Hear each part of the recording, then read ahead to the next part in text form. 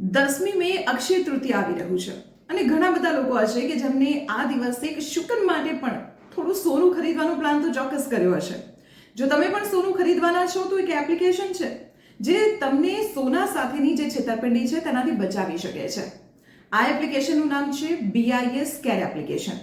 સોનું ખરીદતા પહેલા મોબાઈલ પર આ એપ્લિકેશનને ખાસ ડાઉનલોડ કરી દેજો. મોટાભાગના લોકોને ખબર છે કે સોનું હોલમાર્કિંગ વાળું જ ખરીદવું જોઈએ, પરંતુ આજકાલ તો હોલમાર્કિંગમાં પણ જોલ ચાલી રહ્યા છે. તમે જે સોનું ખરીદી રહ્યા છો તેનું હોલમાર્કિંગ અસલી છે કે નકલી તે જાણવું જરૂરી છે. અને એટલા માટે જ તમે આ એપ્લિકેશન ડાઉનલોડ કરો, તેમાં મોબાઈલ નંબર કે ઈમેલ આઈડીથી સાઇન ઇન કરી દો. પછી આ એપ ઉપર મેઇન પેજ ઉપર તમને ઘણા બધા ઓપ્શન જોવા મળશે.